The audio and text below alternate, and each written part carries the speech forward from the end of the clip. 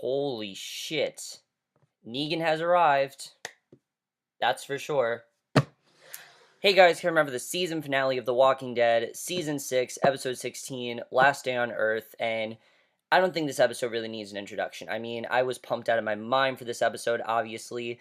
Not just because of Negan, but I knew that stuff was going to get done. This wasn't going to be one of those finales where it was 90 minutes and nothing happened. I knew by the end something big would happen, and oh my god, I mean, I honestly don't know what to say. I haven't felt this kind of shock and this kind of tension from The Walking Dead in a very long time, and I very much am happy that they went the direction they did. I mean, those last 10 minutes, I mean, were just crazy, but the entire episode I thought was great. I thought the entire episode, there was just so much tension, there was so much great buildup. You could tell we were leading to something big, and they definitely did not disappoint.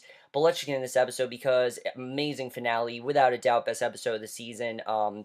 Best episode in a while, honestly. We haven't had an episode like this in a very long time, and I definitely want to get into it because it really was crazy, tension-filled, things like that, and let's just get into it. So we start off, and someone whistles as sunlight shines through a bag over someone's head, and that whistle is very important, and I'll talk about why when we get to the ending.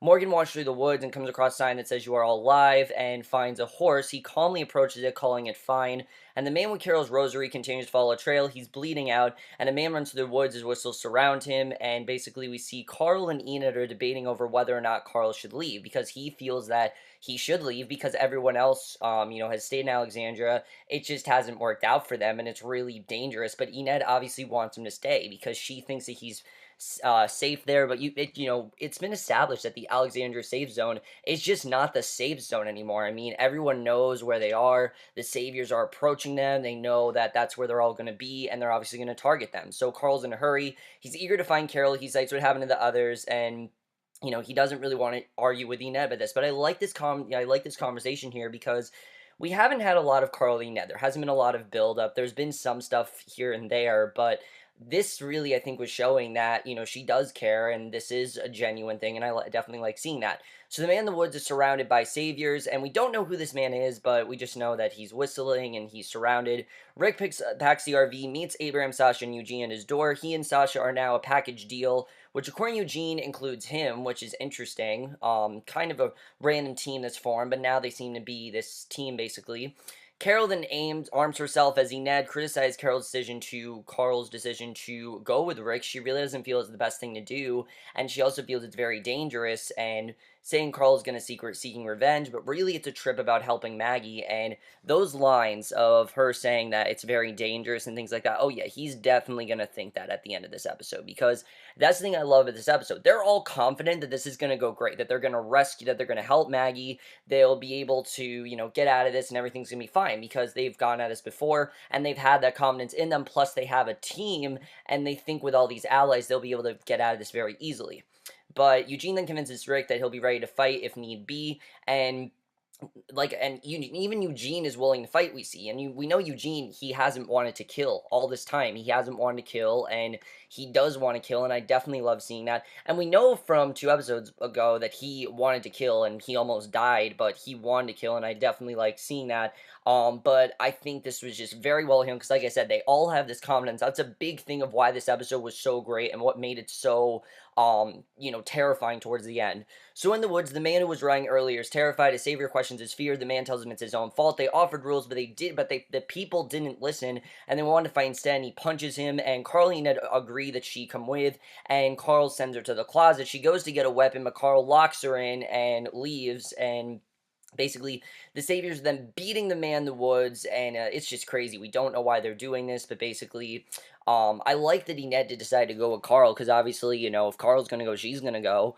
But Carl locks her in. He feels that she's just safer there, and it's just, that she's gonna be stubborn about it, and that he needs to do this on his own. He can't have her in his way, because God forbid something happened to her. He doesn't want to be responsible for it. So Enid yells to Carl to let her out and questions what happens if he doesn't come back, and I love what Carl tells her. He says, just survive somehow. And it really feels like this is the last time Carl's going to see Ned. I mean, I don't know if this is the last time they're going to see each other, but from the way this looked, it really felt like this was kind of like a closing scene for them. Like, it really didn't feel like Carl's coming back. Like, Carl and Ned, it really seems like Carl's not going to come back. Like, he's not going to see Ned again. And remember, one of the biggest things of this season is Ned saying just survive somehow. When she left, she said that to him. And I think it it shows us we've come full circle this season, that Carl then says just survive somehow to Dean Ed. I love that. I thought that was very well done. Aaron then approaches Rick, tells him that he wants to come too. The only way to stop him is to punch him in the face and tie him up again.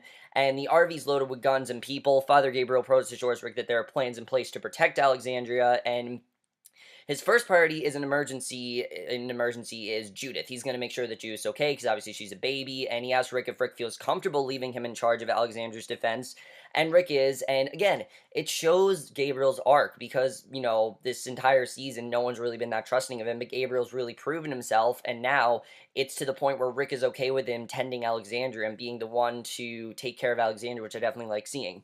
So Spencer asks Rick if they should try to make a deal if the Saviors show up. Rick says, tell him to wait for him. He's got a deal for them. And Rick gets on the RV and heads out of Alexandria, and basically they're ready to take on the Saviors. They think it should be easy. They think they'll get over this really, you know, everything's going to be fine. And again, that's the thing that really made this episode so great.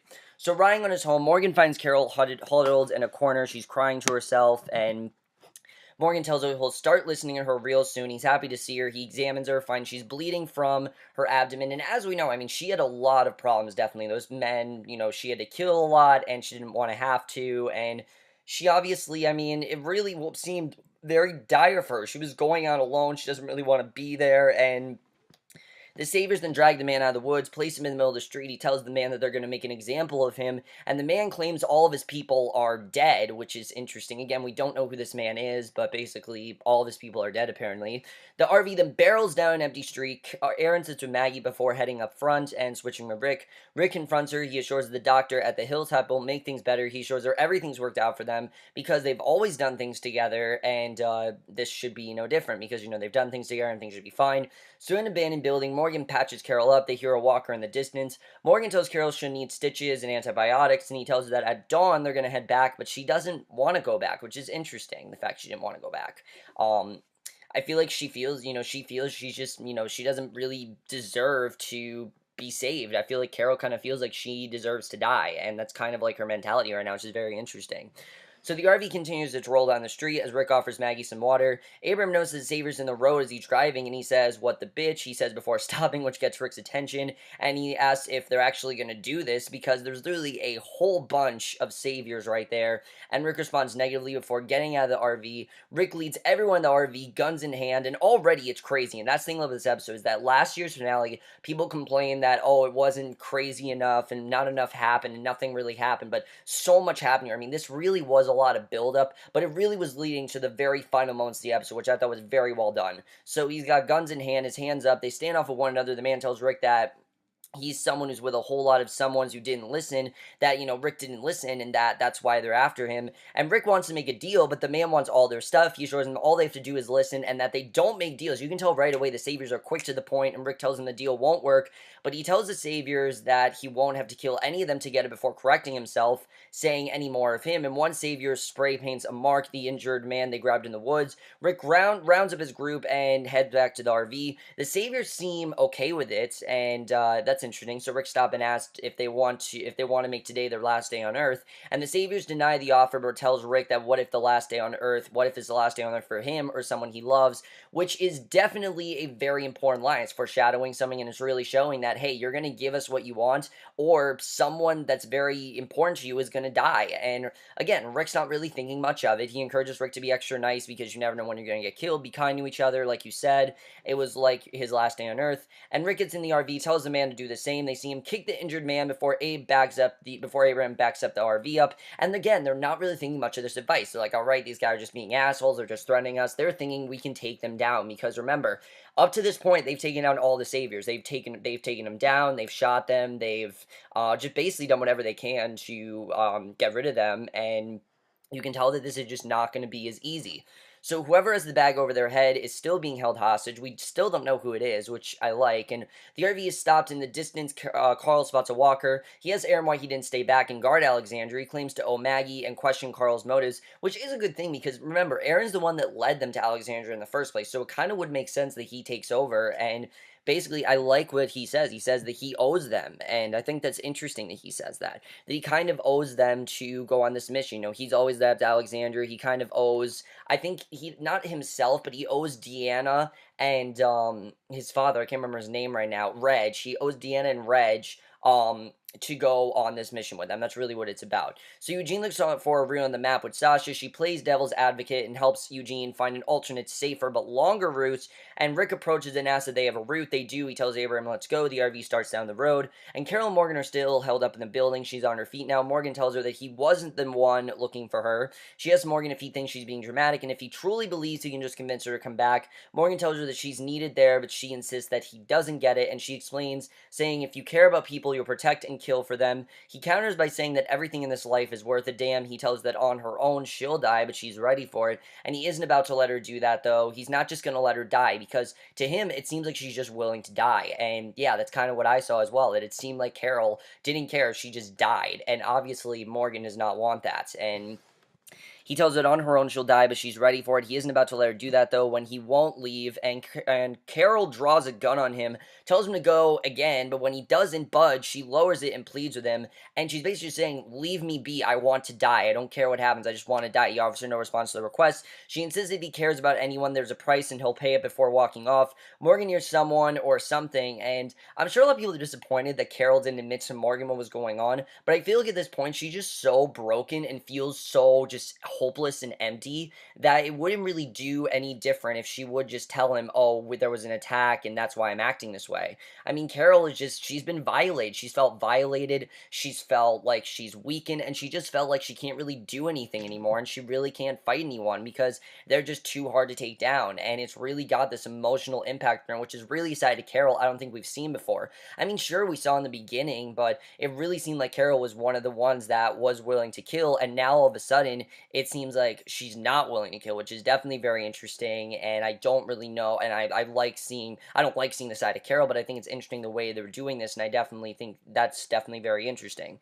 So Aaron continues to drive with Sasha as his co-pilot. He asks her if they can do what Glenn and Maggie have, referring to make a baby, and he calls it living, and before answering she questions if he could do that, he says he can now, and basically they drive around another corner and find more saviors blocking another road. And I think that line when she says, could you do that, is more about his commitment. It's not about if he can have children. It's more about, can you actually commit to children? Like, you didn't commit to Rosita. Can you commit to me? And I think he's realizing that, yeah, he does love Sasha. That's who he wants to be with. And I like seeing that. I honestly really do like them. But again, made me worried because, you know, when someone falls in love on the show, they die. So they drive around another corner, find more saviors blocking another road. Rick evaluates them from the RV. He knows they're outnumbered and rules out Carl's claim that they'll end the conflict right then and there. And Abraham slowly starts to back up. As he does, one of the saviors pops off some gunshots and bursts, and the RV turns around, heads out, and Morgan walks around the outside of the building he and Carol are camping out in. He's searching for the walker or making all the noise and finds a dead man hanging.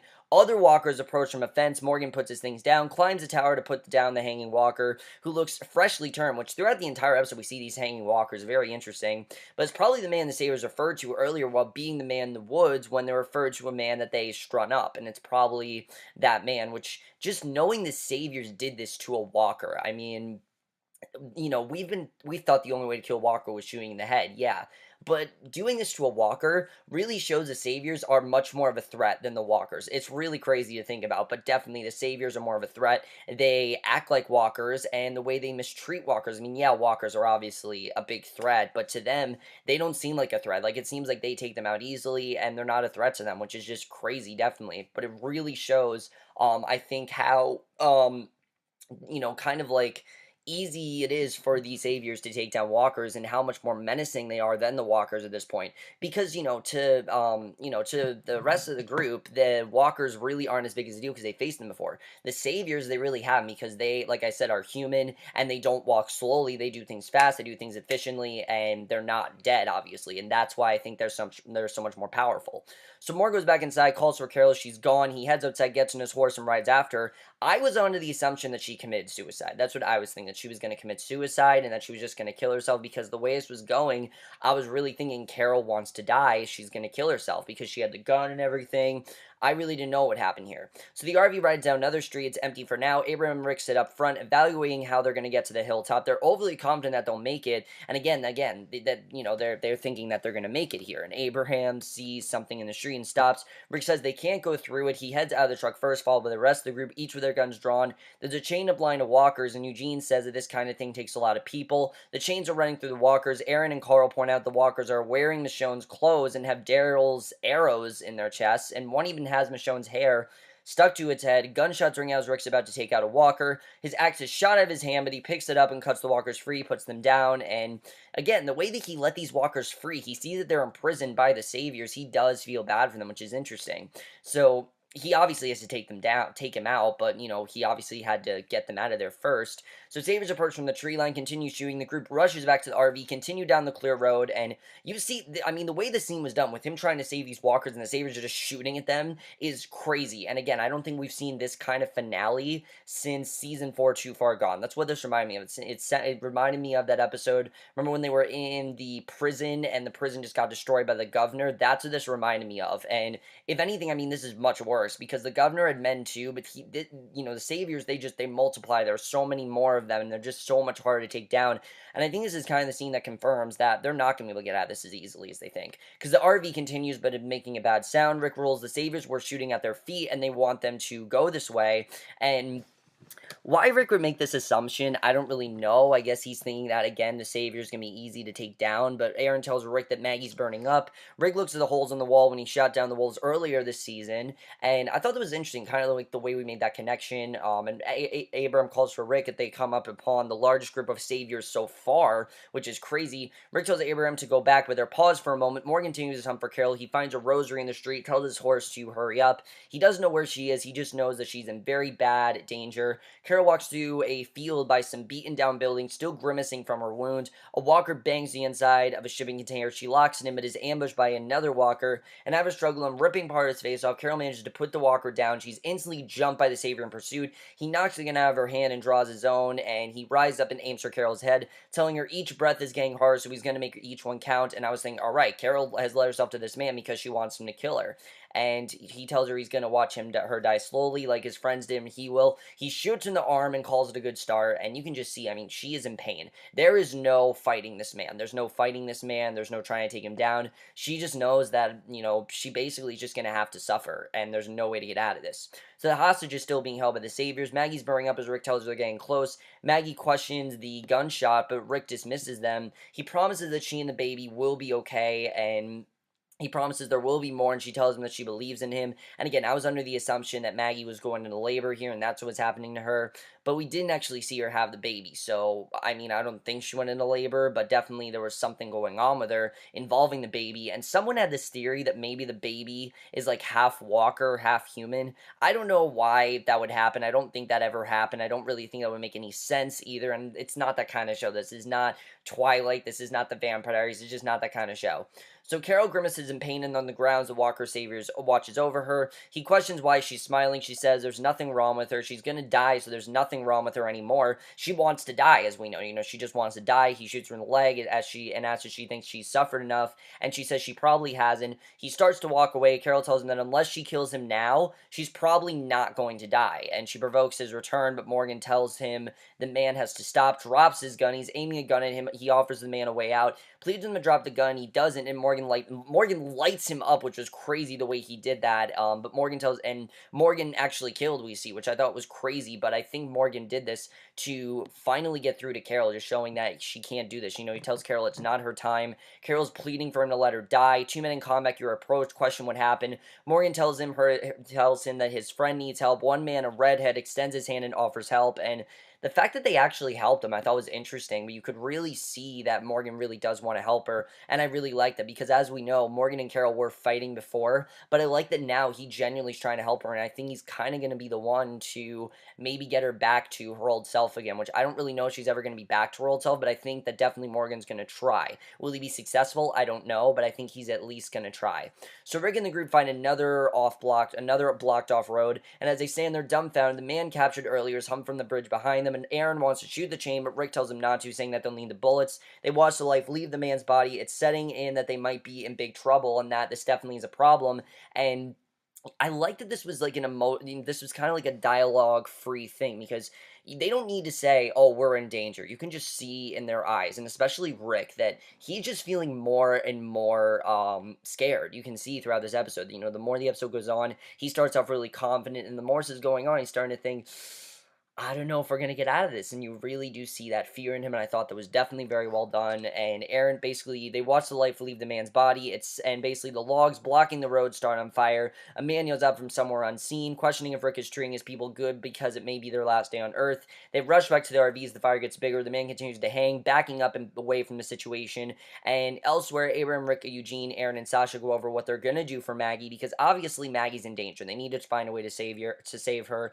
Eugene's plan is to head off on his own as everyone else continues on foot, and it's night now. Eugene gives Rick the plan for how to make bullets in case he dies, and Rick tells Eugene they're lucky he's here and that they need him. And basically, Abraham says his brotherly goodbye. Eugene asks why he was never allowed to drive the truck, and Abraham admits he didn't think he could do it, but he was wrong calling Eugene a survivor. And Eugene's really proved himself. I mean, in last season, we really thought Eugene was this pussy, that he basically was this coward that lied about who he was and actually was only there so he could join the group, which in reality, I mean, yeah, that is why he joined the group. He joined the group to survive, but which is I think, a viable strategy and a good way to make sure that you're safe. But, he has proven himself that he does want to be loyal. He does care about the group, and he's not just in this to survive. He does, in fact, want to save them. And they hug before parting ways. Rick and the others carry Maggie on a stretcher away from the RVs. Eugene prepares to be a decoy, and it's a devastating scene. I mean, you don't know what's going to happen here. You don't know if Eugene's going to get killed, and also knowing what's coming. I mean, it was very hard to watch what was going to happen here. So later, a zombie from a tree branch protruding from its stomach walks through the woods. If it is put down as the group continues, carrying a feverish Maggie, Carl tells his dad that he's right about what he said to Maggie earlier, saying they can't do anything, and he won't let anyone die like Denise again, and that they'll get out of this. And Rick is about to address him as whistles ring out from the woods. Rick orders everyone to run, and they do. Lights illuminate them in the woods. They're totally surrounded by saviors and their RV with Eugene. Rick is puzzled, and everyone just freezes. They don't really know what's going on, but the whistles ring out chaotically. It's menacing. They're outnumbered by more than 10-1, and the saviors calmly just stare at them. And that's the thing. The saviors aren't giving them grimacing looks. They're just staring at them calmly, and Rick is completely puzzled. He has no idea what's going on, and he sees Eugene on his knees, so the savior from earlier approaches. He congratulates him on making it where they're going and takes everyone's weapons. Rick wants to talk about the saviors. They're just getting straight to the point. They don't want to talk here. He gets in Carl's face, takes his gun before flicking his hat. He tells him to put Maggie down, get on their knees. Rick is rolling to get on his knees, but does, which causes everyone to follow suit.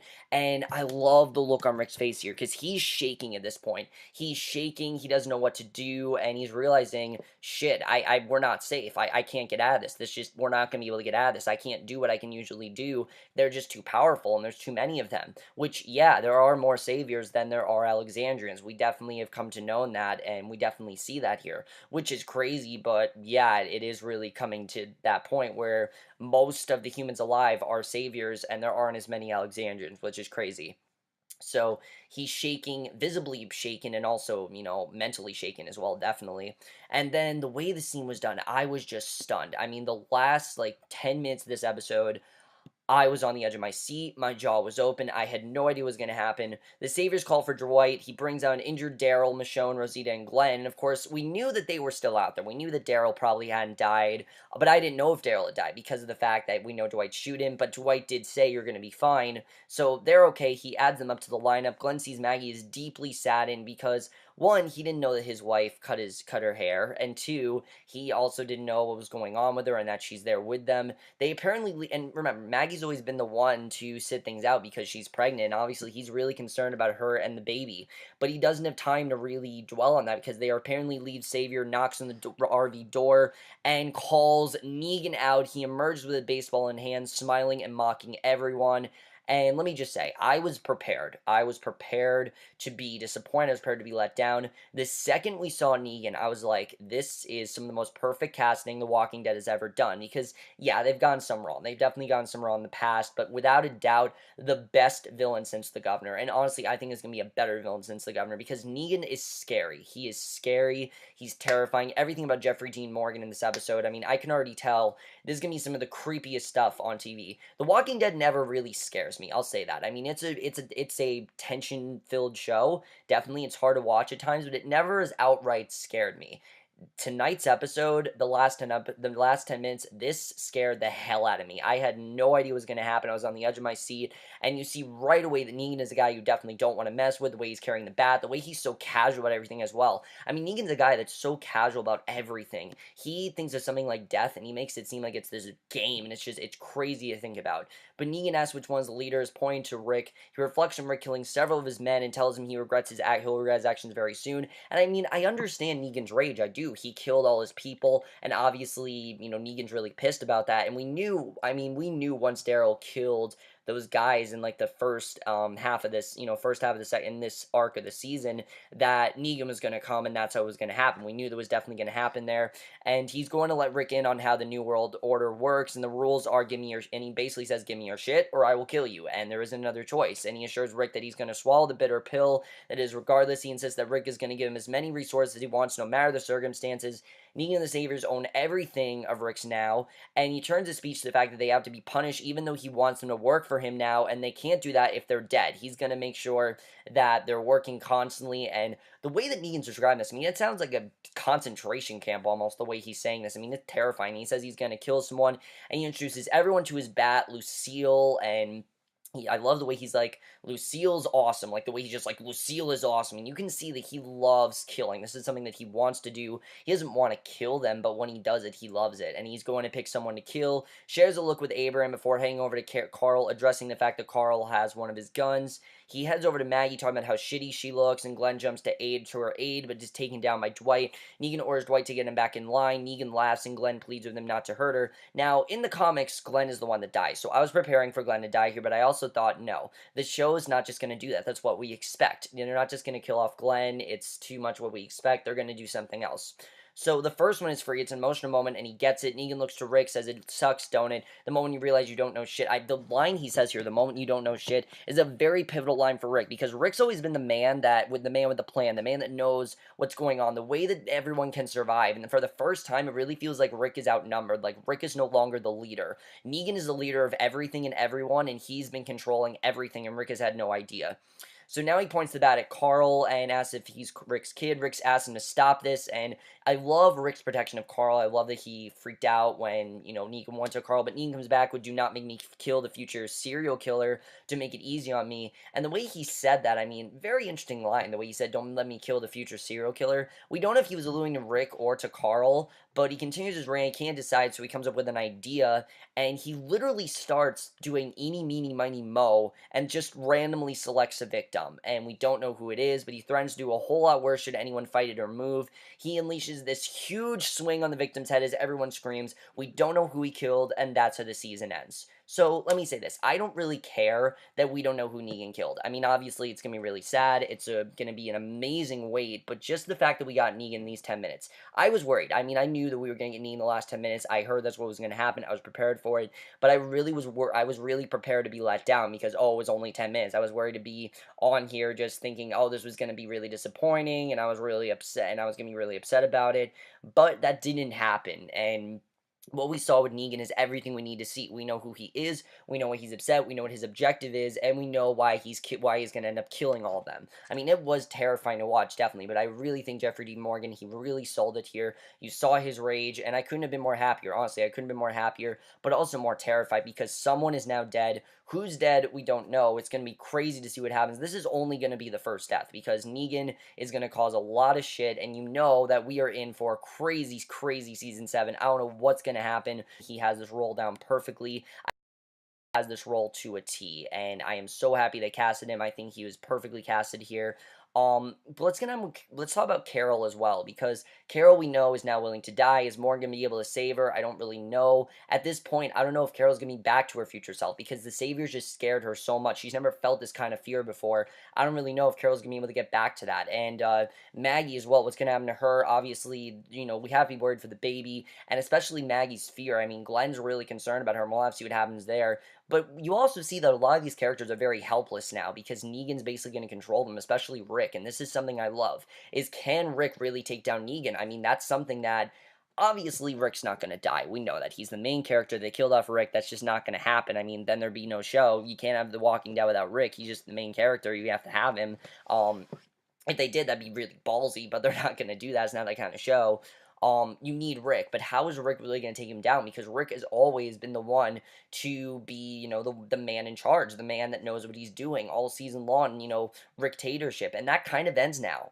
The Rick-tatorship is kind of over because now Negan is so much more powerful and he has so much more power and there's so much more that Rick didn't know about. And his line especially saying, how does it feel when you realize you don't know anything? Yeah, it's true. Rick didn't really know what was going on. He didn't realize the magnitude and how powerful the Saviors really are. He felt that they were just another, wolf. He thought that they were a wolf or just anyone else he's encountered. Even the governor. I mean, the governor definitely was hard to take down because, the governor killed Herschel, things like that. The governor never had it bad. The governor was never this casual about things. The governor had a lot of things going on in his life, and you kind of understood the governor. Negan, there is no hope for Negan. Negan is going to kill them. Negan is going to do whatever he can to make sure he gets what he wants, and he's going to work them to death. He's either going to work them to death or he's going to kill them. It's going to be crazy to see what happens there. I think, like I said, we are in for a crazy season 7. I don't know what's going to happen. Let's talk about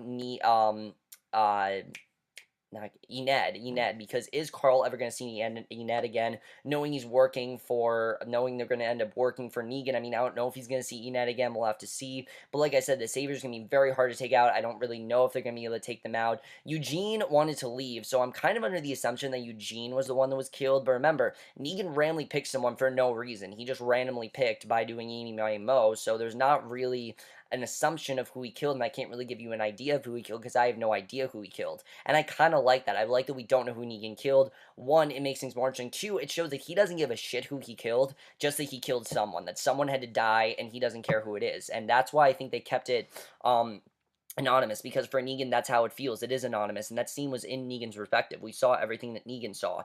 We saw that Negan didn't care that the person was, losing vision, and he just kept beating him and beating him and beating him until they were dead, and it's crazy to see. I don't know what's going to happen. Next season is going to be brutal. It's going to be terrifying, and I'm ready for it. I can't wait for next season, definitely, because finally we're getting somewhere. There's no more of, oh, we're just going to make deals, which I thought was fine. This season, they did a very good job with setting all that stuff up, but now we're really going to get to that point where things are just crazy, and there's no way of getting out of this, and it's going to be crazy to see what happens there. But overall, guys, this season I thought was really great. The first half, you guys know, I was not a fan of it at all. I was ready to quit the show. But the second half really built up my confidence in the show, and especially this finale really showed me what the show's still capable of. They still can surprise us. They still can give us genuine suspense, and I can't wait to see what happens next season. It's going to be crazy. Let me know what you guys saw this episode. I am so ready for next season. It's going to be amazing. And I will see you guys in my next video, which will be for either one and two things, either Vinyl or for Shameless. And what I'm going to do, I know I'm 3 episodes behind. I'm probably going to do what I did with Empire, where I'll just go through all 3 episodes in one video and basically talk about the first 2 episodes, maybe talk about the finale, things like that. And I will see you guys for that. Let me know what you guys saw this finale, this season in general. And I don't think I will say this was definitely not the strongest season of The Walking Dead. If I had to pick the best season, I think it still would be Season 5. Season 5 was just a very strong season from what I saw, at least. I know a lot of people say Season 3 is the best season, but Season 5 for me of what I've seen, it's the best season. But I think next season is going to be definitely it has the potential to be the best season. I mean, just the way this was done, the fear that I had throughout the entire episode. I mean, I knew some bad was going to happen, but I was not prepared for Negan. I was not prepared for how creepy Jeffrey Dean Morgan was going to be. And I'm also glad how hidden they kept this, because they could have easily leaked something out, and they didn't. And I'm very happy they kept it hidden with what he did, at least, because we knew that he was going to be there for the last 10 minutes, obviously because of speculation. But we didn't see any photos. We didn't see any footage. We just saw Negan for the first time. I thought, and I can't believe them saying we just saw Negan. I mean, it's going to be crazy to see where we go from here. Let me know what you guys saw of this episode and the season in general. We'll see you guys in the next video, which will be either for Vinyl or Shameless, and I will see you guys for that. Okay, bye.